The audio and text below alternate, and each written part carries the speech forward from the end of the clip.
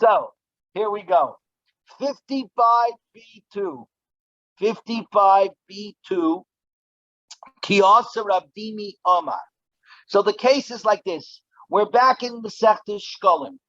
In Masechta Shkolim, we said that there were 13 boxes, if you remember, placed in a semicircle, 13 pushkas, as it were, that were placed in a semicircle, and they were for each different things that were necessary for a person to bring in the Beis Hamikdash, putting the Machzah Shekel. Well, Rabbi Yehuda, okay, so Rabbi Yehuda very clear. He said, Jeff, you got to lower the sound. Okay, so Rabbi Yehuda clearly said you're allowed to put labels on each one of the boxes. Nonetheless, that you're allowed to put labels on the boxes, he does not allow a box for obligatory bird pairs.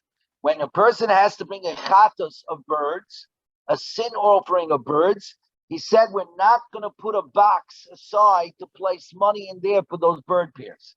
Why is that? If he allows it to be labeled, we don't have a problem that it's going to get mixed up between obligatory and those that are donated gifts to the altar, donated bird offerings to the altar.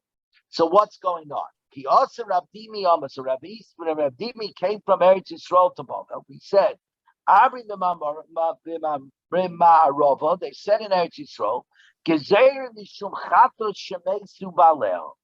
they said the reason why we don't put such a box is because of the rule of chatos whose owner has passed away. The rule by a chatos is a chatos comes to atone. It can only atone while a person's alive. So if a person shall put aside money or even put aside an animal to be his chatos and then he passes away, the animal cannot be used. It has to be left to die. The other thing is, if he put aside money, the money has to be thrown into the Yam HaMelach, into the Red Sea. It cannot be used. So here's our problem. If a person puts his money into the pushka, into the box, and it gets mixed up with all the other monies that are there, and now he passes away, right? Now that he passes away, how am I going to know which is his money to pull out of the box to throw into the Yam HaMelach? So we don't create a box whatsoever on the off chance that somebody might pass away. Right? The Gemara, do we actually worry about the death of the chatos owner? But now we learned in the Mishnah, if one sends his chatos offering from New York or from Florida to the Beis Hamikdash to be shechted, we do slaughter it, we offer it up. The cheskas shuhu kayam on the chazaka, on the assumption that he's still alive. Why is that? Because when a person went ahead and assigned animal or assigned money towards his chatos, he was alive. The rule is the cheskas kaima only. He stands in his chazaka mi'ikara. He stands in the chazaka, the assumption in which things started. He's alive. You have to bring proof to take it out of the assumption. So therefore, since we go with the assumption, so you see, we don't worry about somebody dying on after putting aside money for the chatos. Says the Gemara, you're right. The gezerah was, according to Rabbi Yehuda, that you don't make a box for obligatory bird bearings of the chatos, because if we know for sure that somebody passed away, that means he put money into the box, he put his 4 zuzim that cost for the 2 birds, and then he passed away. And now I don't know, I've got a box full of money. I don't know which is his 4 coins in order to pull them out and throw them into the Yam HaMelach. So now, instead of And in that case, all the coins cannot be used because we might end up using the 4 coins and purchasing the birds with money. You're not allowed to do that. Money was supposed to go into the Yam HaMelech. Okay? So on this, we come to a Shas Sugya. And this is the place where it's discussed in depth. Says the Gemara, no problem. The Nibra Arba Zuse V'nishtadi B'maya. But even in such a case, let's designate 4 Zuzim, the price of the birds, that of the money as the money of the dead person. Reach into the box, reach into the pushka, pull out 4 Zuzim, V'hanach Nishtayru. Take those 4 Zuzim that you pull out and say, okay, these we're going to apply to the dead person. Throw those away into the Yam HaMelech, and the rest of the money should be good. What's going on over here? When people give the money, they make it tonight. They make a condition. They say like this, that if one of them should die, the 4 Zuzim that are pulled out of the box will be retroactively designated as the owner's 4 Zuzim that he put in. Everybody who puts in the money says that condition, known as Yesh Bereira. There is a klal yisai, Yesh Bereira or Ein Bereira. Do I say my choices clarify or my choices don't clarify? Meaning, do they huvra double lemafreya? Do my actions now clarify huvra double lemafreya? Something that happened retroactively before. Here we're saying, let's say Yesh Pereira. Now, I don't know, when he throws his money into the pushka, it gets mixed up with everybody else's money. Nonetheless, let me say Yesh Pereira by saying, based upon the Tanai, the condition that was done before, when everybody put their money in, that if the person should die, whatever 4 Susan come up should be designated retroactively as his money. When we reach in, pull out 4 coins, those 4 coins, we say, retroactively, these are the 4 coins of the individual who put money in here who now passed away. So the Yesh Pereira, that by me pulling 4 coins out, Huvra Davar L'Mafreya, the davar, the thing, becomes clarified retroactively that these were the 4 coins, as it were, that applied to the person who unfortunately passed away, whose taxes could no longer be brought. Okay? On this 55b3, Rabbi Yehuda less le Bereira.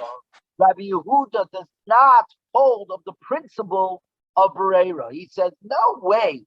Your actions now, because you want to pull out 4 coins, right? That's going to clarify, it's that these are the 4 coins. Retroactively, we did clarify, these are the 4 coins that the guy actually dropped in here. He says, cut it out. It's a legal mechanism that doesn't clear things. Now, if you take a look, there's a lot of Tosfos here, and everybody just glance at the next dot, at the next Amid. The next Amid is all of 2 lines. You see that? As Charlie has pointed out in the back. Great, many times. Great, we have a small dot, but that's because we have a lot of Tosfos. What Tosfos is doing here is saying, it's very nice that we're saying Rabbi Yehuda does not hold of the principle of Bereira, but he brings many places in Shas where it's clear that Rabbi Yehuda does hold of Bereira. He does hold you can use this mechanism to clarify retroactively what's going on. So Tosfos goes ahead in its brilliance and essentially creates a Rubicon as to why in some places he holds Bereira and in some places he does not hold Bereira. It's obviously above doing this in the Daf Yomi. You can get stuck right over here on this Gemara for an easy 3 months in yeshiva. And we have, because this thing is so difficult, because it's not, Rabbi Yehuda in most places holds Yesh Bereira. So there's differences and nuances, and it goes into, if you guys remember, are Yarshim, our inheritors, buyers, or are they considered Yarshim? And this again goes into this whole thing of Brera. When they split, was it just explaining what happened before, or they're newly buying because it's Ein Brera? In short, but anyways, according to our Gemara, Rabbi Yehuda less lay Brera, Rabbi Yehuda does not hold a Brera. Therefore, he says, I'm not putting a box for obligatory bird pairs because somebody might pass away and his money will be what he called intermingled with all the other money, and we'll never be able to use any of the money because I'll never know which one is his 4 coins, because I don't believe in this whole concept of Berera, of the action now clarifies what happened before. Says the Gemara, Minolon, how do we know that Rabbi Yehuda in this case holds Ein Berera? It's not. Maybe we can learn from a Baraisa. This is a famous Baraisa, which is the quintessential case of Berera. If one purchased wine from the Kusim, Erev Shabbos im Chashecha, a late Erev Shabbos, late Friday, right before Shabbos, now the Kusim were called Gerei Arroyos, the converts of the lions. The Kusim were a captured group of people who still served Avodah Zarah, and then they got attacked by a plague of lions, and in their fear, they converted and became Jews. The question is, was their conversion a real conversion or not a real conversion? Throughout Shas, it's an argument whether they are or whether they're not. The Pashtus, this man, the Yoma hold that Kusim are Gerei Tzedek. They were real converts, and therefore they had to separate. They had to be mafresh. They had to separate their truma and their maestros, the tithing for the Kohanim and the Leviim, and so on and so forth. On the others hold that they were not real gerim, but that the Rabbanon were geyser because they did a geirus. The Rabbanon were geyser that you have to separate truma and maestros. Now, since the Kusim were not very careful about keeping any of the laws, therefore the rule was that if you purchase something from Kusim, then you had to separate the tithes, the trumas, and the maestros. Even though they may have done it, we don't trust that they did it. You were not allowed to eat from it. It was tevel, untight, unless you did it. Now here's the case: you had no wine, and you purchased at the last minute wine from a kusi literally 2 minutes before Shabbos, and you therefore lacked the kalim, utensils, with which to separate out the necessary truma and maestros, because obviously you need to pour out of the bottle, or in this case the barrel, let's call it, 2% for the truma, 10% for the maestro, 9% for the maestro honey, and so maestro sheni, and so on and so forth. So what does he do? But he needs the wine for Shabbos. He needs to make kiddush. So how he needs to be able to use this wine, and he's not allowed to do it if he doesn't separate out the truma maestros. But he doesn't have any vessels in which to separate it out in. He stands and he says clearly, Shnei lugin shani osid lahafresh, 2 lugin that I will eventually separate. So we have 100 lugin barrel. It says 2 lugin, 2% that I will separate from this 100 lugin of wine. Lahafresh harei hein truma. I am saying they are truma now. In other words, he's using berera. He's not saying this specific portion of the wine. Eventually, I'm going to remove after Shabbos 2% of this wine barrel, and that 2% will be as if I separated it now as cheruma. Further, okay. Nun Vav Amid Aleph, 56A1. Asara Maiserishan, 10 Lugin, I will separate for Maisa Risha. That's the Maisa that has to be given to the Levi. The Levi gets 10%. As Tosfos points out, right? As Tosfos points out, that in fact, look at the second Tosfos on the page. Asara Maisa Risha, Tisha Maisa Sheni, which is the next words. Lav Davka doesn't actually mean that. Kivan Shekavar Noto Min Akov, from the 100 Lugin, Shnei Lugin L'Truma. Hey, you took out 2 Lugin for the Truma, so all that remained was 98 Lugin. Eina Oila Yud L'Shleimin L'Maisa Rishin, V'Tisha L'Maisa Sheni. Okay, so in other words, back when it says he removes 10% or 10% from the remaining 98 Lugin, and then he removes from the remainder Tisha Maisa Sheni. He says, he doesn't remove because he doesn't have Caleb. He's saying, I'm designating that 10% Matzah Shabbos I will remove with the Keli, but now it should be considered as if I already removed it, I already separated it from Maisa Rishon. Tisha Maisa Sheni. 9 Lugim are designated as Maisa Sheni, Umeichal, and immediately on Erev Shabbos, he redeems it to transfer its holiness onto coins because he's capable of doing it. The actual wine of the Truma, separating the Truma and the Maisa Rishon for the Levi, has to be the wine itself, which requires vessels, which he does not have. So he has to come on to Bereira by saying what I'm stipulating now will be clarified Matzah Shabbos when I actually remove it. Maisa Sheni, as you know, has to be given in the provinces, but you don't have to carry all the fruit and the grains. You're allowed to then turn around and be meichel it and redeem it onto money and carry the money. So Rashi says, "Meichel Maisa Sheni ala moyis." Maisa Sheni is then redeemed onto money. The Mashi yesh biyodai lisaken yisaken, because what's in your hand to do, you should do. Since you could redeem it onto money right away, do that. The Truma and the Maisa Rishon you can't because you don't have vessels. And of course, by the way, you cannot separate Trumas Maisis on Shabbos, because Trumas Maisis take it out of Tebel, something that's also to eat, and makes it mutter, kosher to eat, which is therefore the Aveira of Misake, fixing. Because now the wine started off on Shabbos not being able to be drunk, and now it is able to be drunk.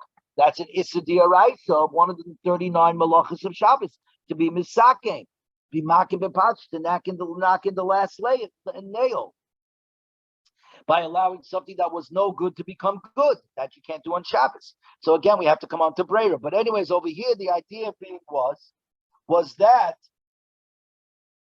regarding the Maisa Sheni, which you could redeem onto money, you should do right away. The Truma and Maisa Rishon, which you can't, you have to come on to Breira. And the Gemara says now, after having done this, after using the mechanism of Breira saying, I will separate out 2% for Truma and 10% for Maisa Rishon, Matzah Shabbos, and whichever part of the wine that I do Matzah Shabbos to separate out, that was the wine that I meant to do right now. And he's allowed to drink right away, as long as he leaves over, obviously, 2% of the barrel and 10% for the Maisa Rishon, 2% for the Truma and 2% for the Maisa Rishon. So in other words, by saying Bereira, it allows us to consider the portions that he will eventually Matzah Shabbos separate as the ones that are now designated, even though at this moment in time, I don't know actually which part of the wine that actually is. Divrei Rameir. That is Rameir. Okay? Now, just to show you the big Tosfos, the first words, we're just going to do the first words. Mashmat hachad islay l'Rameir Bereira. From here you see the Rameir holds from Bereira, from retroactive designation. And then Tais just goes ahead throughout Shas and brings cases where Rameh is going the opposite direction. And it goes and compares and contrasts and explains, etc. And it's what's brilliant to remember is that Tosfos did not have a print. There was no printing press. They didn't even have all the Gemaras. They were living at a time when the Gemaras were being burnt in Paris. And Im Kozev, with their great brains, knew the entire thing by heart and were able to come without a computer to compare and contrast and figure out what was going on. Anyways, Divrei Rameya. We are now on Amid Beis. 56b1. Rabbi Yehuda Amar, Rabbi Yehuda v'Rabbi Yosi v'Rabbi Shimon, Isurin. Rabbi Yehuda, Rabbi Yosi, and Rabbi Shimon say, you cannot drink from this wine until the Truma and the Mice are actually separated, until you actually are mafresh Trumas and Mices. Alma and Barera. You see that Rabbi Yehuda holds, and Barera does not hold from my actions now retroactively explain what I did before. Says the Gemara, is that a true? Maybe not. Dil Mashani also. Perhaps it's different over there, as it's talking to Tony Tama, like the Price over there explains.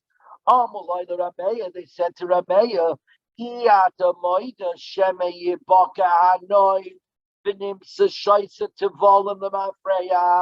would you not admit we're dealing with a wine skin which might rip open and spring a leak, and the wine will spill out, and you will have found that retroactively there's no wine left to actually separate the truma and the meiser, which would mean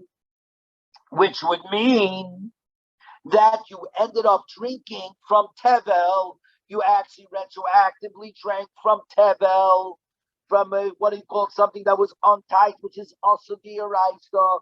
You drank from something that's Tevel, which were Limafreya, because at the end of the day you had no wine left. You had no wine left because the words are Yitboka Hanoi. It sprung a leak, and if it sprung a leak, it all poured out. So they think, why aren't we chayshit for that? Amalem and Rameya said to him, Lishni Boka. Yeah, when it splits open, I'll worry about it. Right now, it's not split. So right now, I can do it. What makes this fascinating is that Rameya is the person throughout Shas that's chayshit limiuta. Rameya is the one that worries about the minority.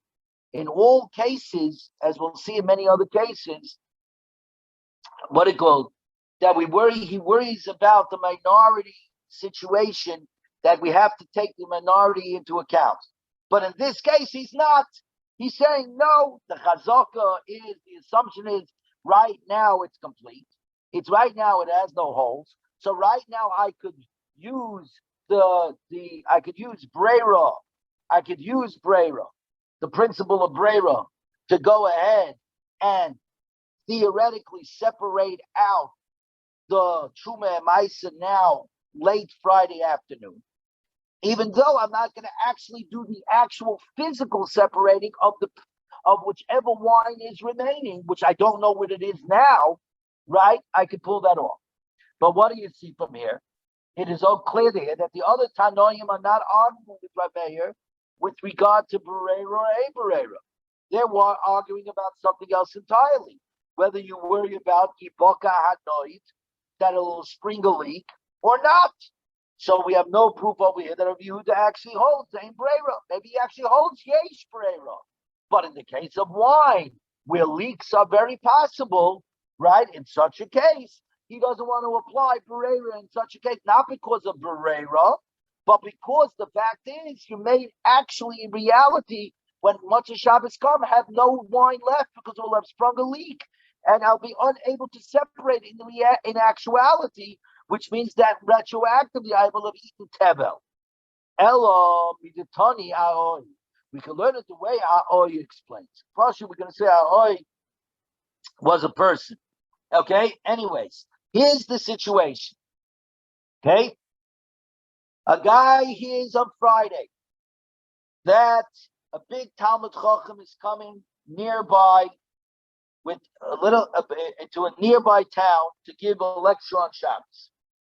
Now, here's the thing: it's more than 2,000 amas from where he lives. A person is only allowed to walk 2,000 amas from where he's standing. Okay, in the simple case. But of course, you're allowed to make an Erev Tanchumen, an Erev. So what you do is you march on Friday afternoon, 2,000 amas from where you were, and you put over there at that point another 2,000 amas. You put another. You put food. You put, let's say, a challah or a ketchup bottle, and that means you theoretically just made for yourself a new residence at that point, 2,000 amas away from your actual residence, and that allows you another 2,000 amas, meaning from your new residence, from that place where you now put food, you're allowed to walk 2,000 amas to the right or 2,000 amas to the left. To the left is your home, so you're allowed to walk from there to your home. So essentially what you're getting is from your home, you're getting 4,000 amas, and which will allow you to get to the other town. The problem is you have no idea from which way the Talmud Chacham, the scholar in residence, is coming for Shabbos. Is he coming from the Mizrach, from the east, or is he coming from the Ma'ariv, from the west? So what you do is you put two Erevs. You put one Erev in the east, and you put one Erev in the west. Now that's illegal, because you're only allowed to make one Erev. You're only allowed to go for 2,000 amas, and then another 2,000 amas. You can't go what amounts to 8,000 amas. Nonetheless, he does that anyways, okay? And he stipulates, whichever side the scholar in residence comes from, that's my area, okay? That's no problem, okay? That's no problem. 56B1, Daddy. Right-hand column. Nun-vav base.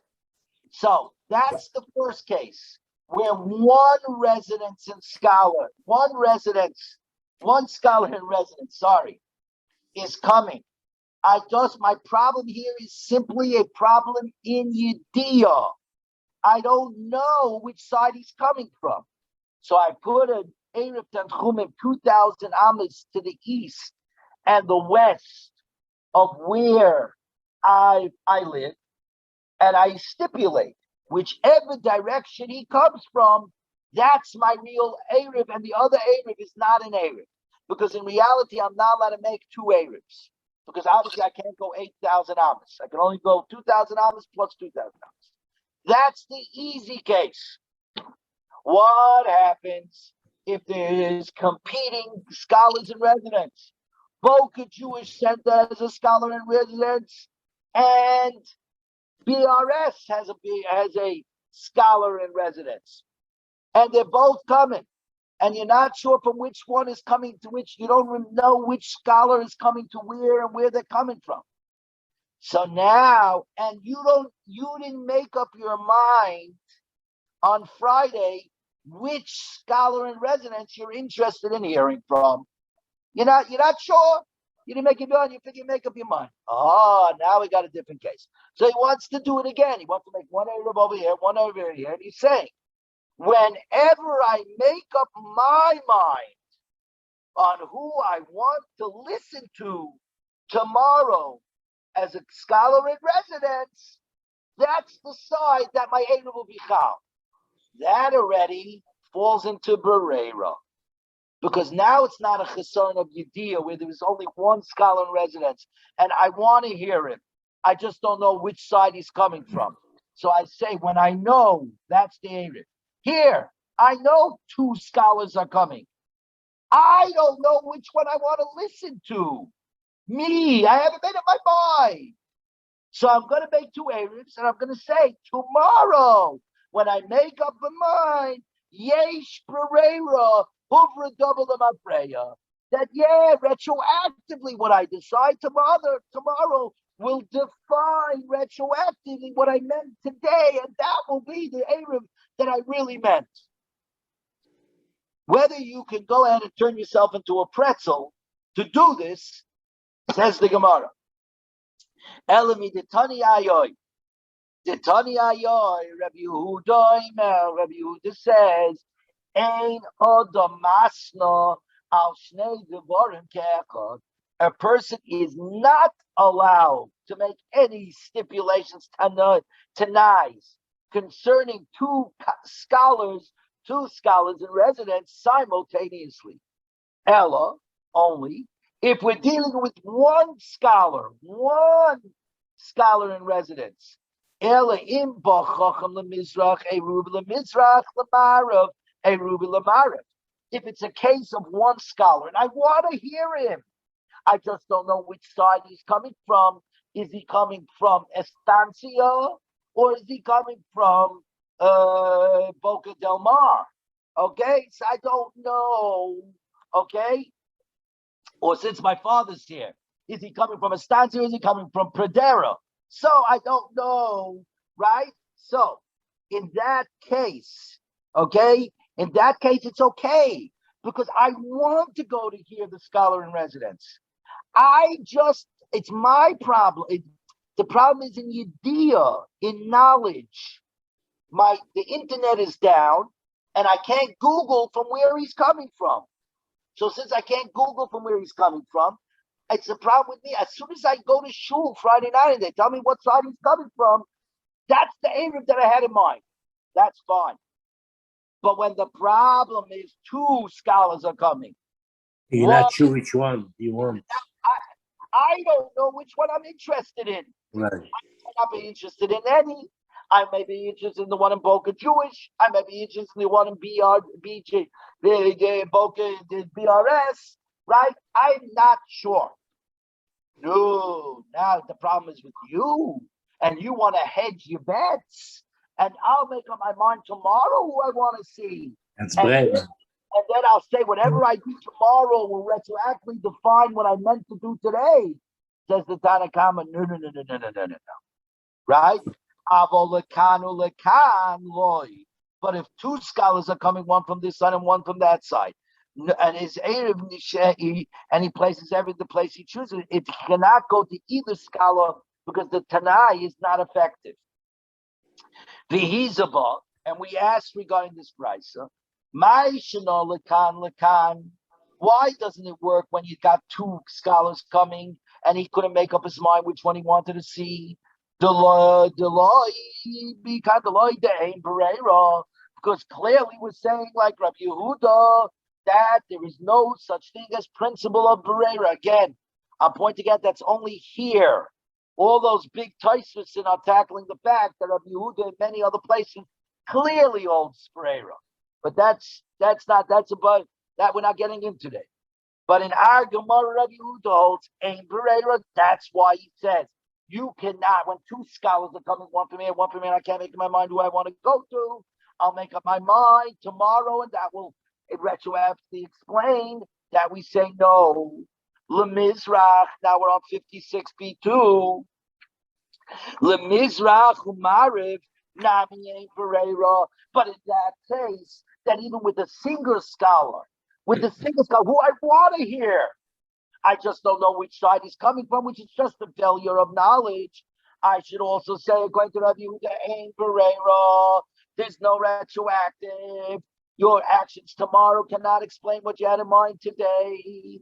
But and to answer that up, Rabbi Yochanan says, Shekavar ba'chacha.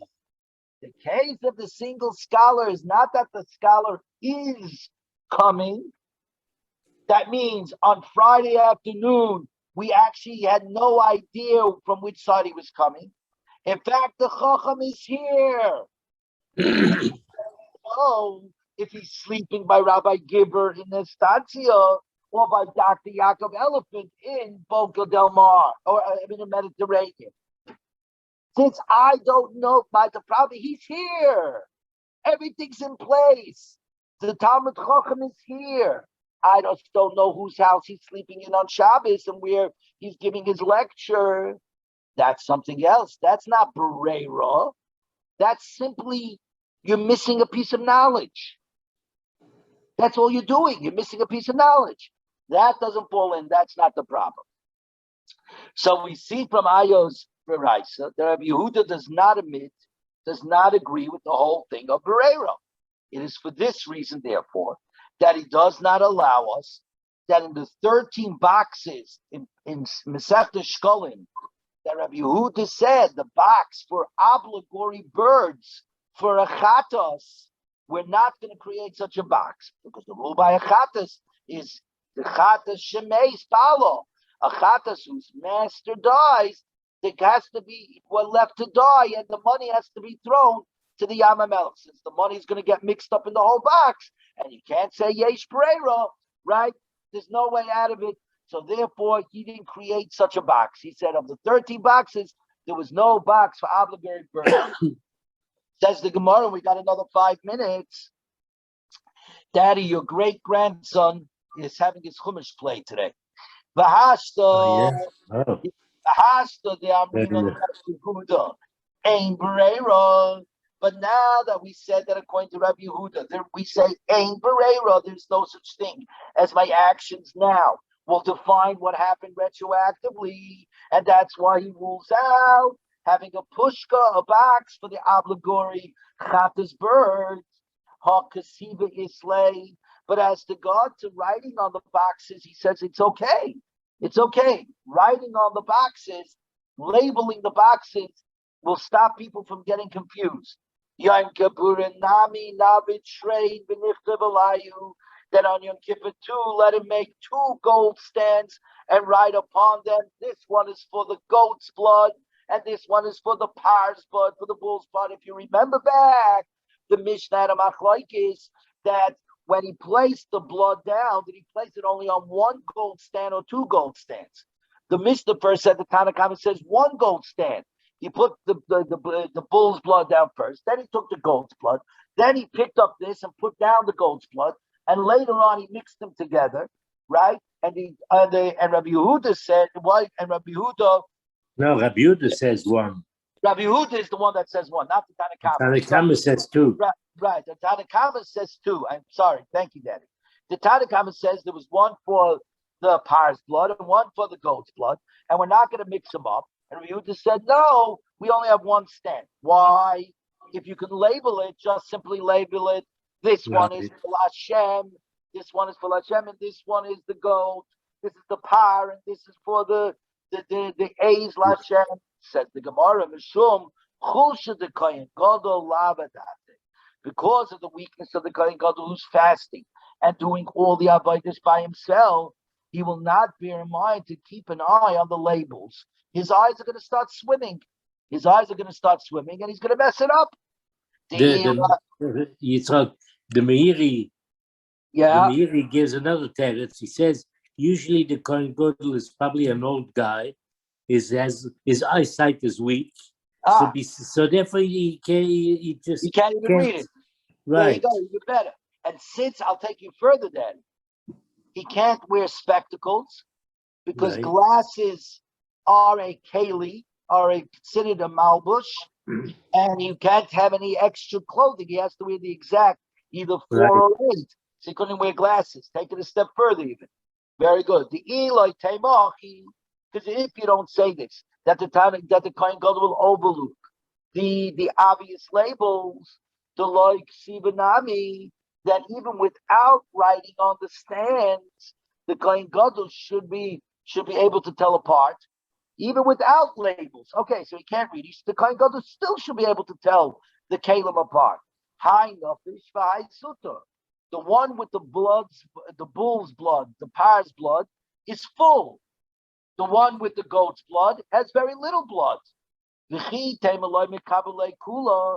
going to say, well, maybe he just didn't receive all of the blood from the bull. He only has to receive a little bit. So the blood levels are the same. The one who slaughters must receive all, and I underline all, of the bull's blood. Shenema, v'es kol, and all. Dam hapar, the blood of the bull. You should pour on the base of the mizbeach of the oila. Okay, so it says the Gemara, But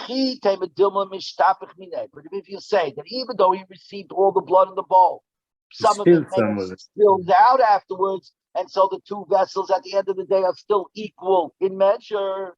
High chivar, high suba. But that's not good. The goat's blood is a pale shade of red, while the bull's blood is a deep shade, a crimson color. So Elos, it says about Elah Mishum, Chulsha, the 56b3, which is where we're stopping. Because he's weak, he will not bear in mind even the color. Due to his weakness, he won't check the labels. Says the Gemara. Or because he doesn't see so well, so he can't tell the difference in color. He can't see the difference. And again, he can't wear glasses like the meteor. Ahu de Nochus Kamei de Rabo. He was a bat fila who went down. And the reason for down is many shuls have it that where the bat fila, the person who's davening, it has a one step down. It's a little lower than the rest of the shul because from the depths I beseech Hashem. So he goes down to daven Musaf of Yom Kippur before Ravo.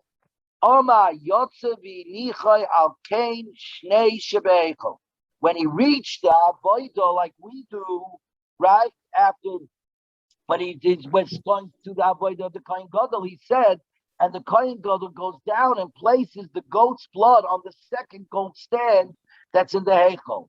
And not al damapar, he then takes the blood of the bull, v'nicha damasar, and puts down the blood of the he-goat. So Amalei Rabba said to him, Chada kirabanon v'chada de Rabbi Yehuda. One of your statements follows the Rabbanon, which is the first one, the second gold stand. He places it on the second gold stand. But then the second thing he says, he takes the blood of the bull and puts down the blood of the he-goat, which is much like Rabbi Yehuda, that there was only one. So Elamai, this is the word you should use. Ema nicha dama soya v'notal dama par. He puts down the blood of the he-goat on the second stand, and he takes the blood of the bull. And in fact, this is exactly the language that we use in the Machzor, that he nicha dama v'notal dam hapar. Very good, everybody. We have just finished exactly on time, according to 10. We have finished the great sugya of Yesh Ingreir and Hudra Double Afreya, and the sugya of Techumen and how it applies to Breira. And it's an interesting thing. In yeshivas, this Gemara that we did today would take approximately 3 months to learn, because the in-depthness of this and how far do you say Breira or aim Breira. And as I explained to you, the reason why Amid Aleph is 2 lines, because Tosfos is busy comparing and contrasting the rest of Shas every time it says Yesh Breira Aim Breira to the Shitas of Rabbi Yehuda and Rameir, which are not totally consistent with this Gemara. So it's a fascinating thing. It's fascinating in law. Can something that you do today retroactively explain what you meant yesterday? And how far do you take that principle? Anyways, everybody have a wonderful day.